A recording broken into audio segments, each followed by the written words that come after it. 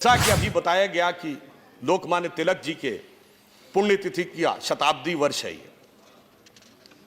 उन्होंने कहा था स्वराज्य हमारा जन्मसिद्ध अधिकार है। अगर देखा जाए, हम सब ने किताबों में एक शब्द पढ़ा था कि उनके लिए कहा जाता था वो भारतीय असंतोष के जनक थे। मैं कहना चाहूंगा यह उचित नहीं है, कहना चाहिए वह भारतीय स्वराज्य के उद्घोषक थे।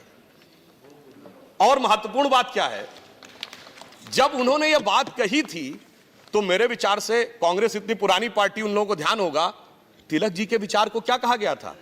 यह तो थोड़ा राइट विंग फंडामेंटलिस्ट बात है। उस समय तक तो विचार यह था कि एग्जीक्यूटिव काउंसिल में अधिक से अधिक कंसेशंस प्राप्त कर रहे हैं। स्वराज्य का विषय एकदम नया विषय था कि एक नया विषय ले आया गया। कांग्रेस को 25 साल लगे उस स्वराज्य के विषय को अंगीकार करने में, जब 26 जनवरी 1930 को लाहौर कांग्रेस अधिवेशन में रावी के तट पर स्वराज्य का वह प्रस्ताव पारित हुआ तिलक जी के यह संसार छोड़ने के 10 साल बाद। मगर वह स्वराज का वह कार्य उनकी शताब्दी के पूरे होने के बाद हम उसका वहन करेंगे और उसको अंतिम मुकाम तक पहुंचाएंगे। अब मैं यह भी बताना चाहता हूं थोड़ा सा एक विषय पे।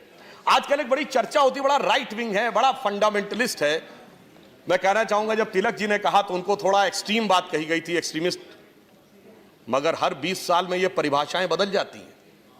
1905 में उन्होंने कहा और 1925 और 30 आते आते लोकमान्य तिलक जी के साथी गोखले जी के शिष्य महात्मा गांधी, उनके नेतृत्व में स्वराज आंदोलन एक यथार्थ हो गया। यानी जो एक्सट्रीम राइट विंग कहा जाता था वो अब रियलिटी और मॉडरेट हो गया था। अब कांग्रेस में एक्सट्रीम राइट विंग कौन थे? मदन मोहन मालवीय, पुरुषोत्तम दास टंडन जी, यहां तक कि यह कहा जाता था जिनको सो कॉल्ड हिंदू लाइनिंग वाले लोग कहते थे, सरदार पटेल जी, राजेंद्र प्रसाद जी, कन्हैयालाल माणिकलाल मुंशी जी।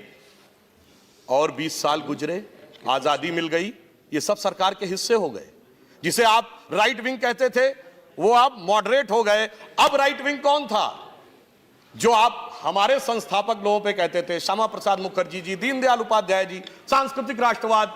और 20 साल गुजरे, सांस्कृतिक राष्ट्रवाद स्वीकार्य हो गया।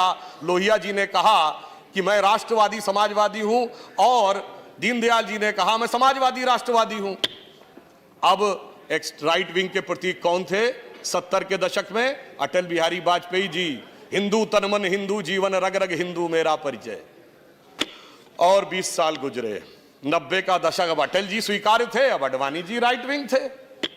और 20 साल गुजरे, 2010 का दशक, अब अडवाणी जी स्वीकार्य थे, मोदी जी आपको नजर आते हैं।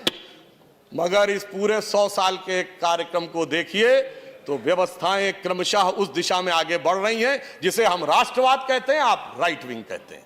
तो काल चक्र की इस गति को भी आपको समझना चाहिए। अब मैं एक और बात बताना चाहता हूं। मैंने बचपन में पढ़ा था कि जब तिलक जी आए 1916 के लखनऊ कांग्रेस अधिवेशन में, तो 1907 में नरम दल और गरम दल का सूरत में विभाजन हो गया था और 1916 के लखनऊ कांग्रेस अधिवेशन में दोनों में समन्वय हुआ। परंतु दोनों के रूप में सहज स्वीकार्य लोकमान्य तिलक थे। और स्थिति यह थी कि लखनऊ के चारबाग रेलवे स्टेशन पे जब उनकी ट्रेन आई तो उनके लिए जो बग्घी लगाई गई थी, और यह था कि उस बग्घी में वो जाएंगे सभा स्थल पे। वो मोती नगर में था सभा स्थल, और मुस्लिम लीग ने अपना अधिवेशन रफाए आम क्लब में किया था। परंतु क्या हुआ कि तिलक जी आकर बग्घी की तरफ बढ़े और एक नवयुवक ने जाकर बग्घी से घोड़े को खोला और स्वयं जुट गए। और देखते देखते तमाम नवयुवक आके जुट गए। और वो जो पहला नवयुवक जिन्होंने बग्घी खोलकर अपने को घोड़े की जगह लेकर चलना शुरू किया था वो थे शहीद राम प्रसाद बिस्मिल।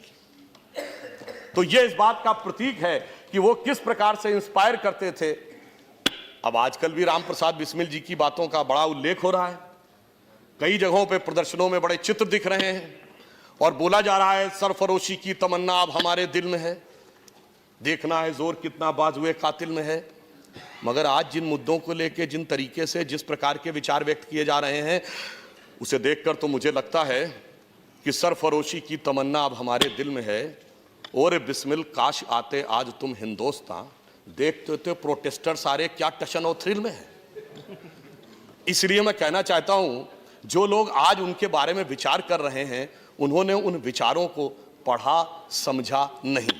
अब फिर क्या विचार शुरू हो जाता है? संविधान के अनुसार कार्य होना चाहिए।